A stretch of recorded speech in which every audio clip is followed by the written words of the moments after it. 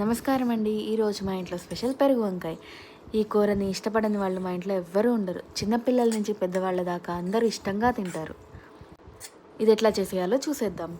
దీనికి వంకాయ, ఉల్లిపాయ, బంగాళదుంప, చిక్కుడుకాయలు, పచ్చిమిరపకాయలు, ఉల్లిపాయ తీసుకుందాం. ఈ కూరకి హీరో వంకాయ అండి, అందుకని పెరుగు వంకాయ అని పేరు పెట్టారు.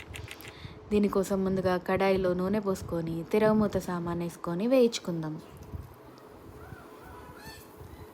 తిరగమూత అంటే గుర్తొచ్చిందండి, దీనిలో వేరుశనగ పప్పు కూడా వేసుకుంటాం. వేరుశనగ పప్పు కూడా చాలా రుచిని పెంచుతుంది ఈ కూరకి.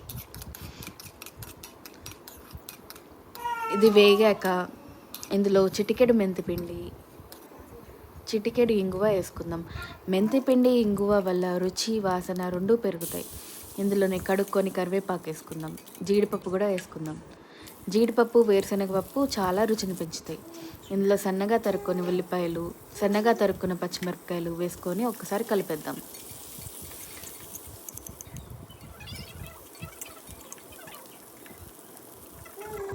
ఇప్పుడు మనం పందిరి చిక్కుళ్ళలోంచి పురుగు లేకుండా చూసుకొని పొలుచుకొని వేసుకుందాం.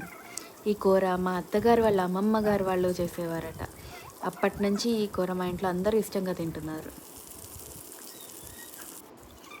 దానిలోనే ఒక బంగాళదుంప తీసుకొని తొక్కు తీసుకొని సన్నగా పొడుగ్గా ముక్కలు కట్ చేసుకొని వేసుకుందాం.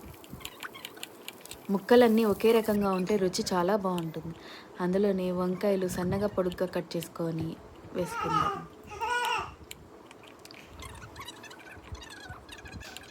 ముక్కలన్నీ వేసేసుకున్న తర్వాత ఒకసారి కలుపుకొని మూత పెట్టేసుకుందాం. ఇందులో టమాటో కూడా వేసుకుందాం. ఇందులో ఉల్లిపాయ ఎక్కువ వేగకూడదు, అలా కనిపిస్తూ ఉంటేనే రుచి బాగుంటుంది. ముక్కలన్నీ మగ్గాక అందులో పసుపు, ఉప్పు, కారం వేసుకుందాం.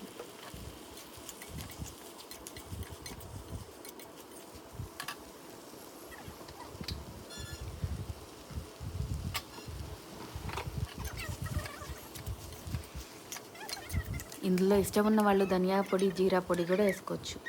చూసారా ముక్కలు ఎంత బాగా ఉడికాయో. కూర చల్లారాక పెరిగేసుకొని కలిపేసుకుంటే మన కూర రెడీ.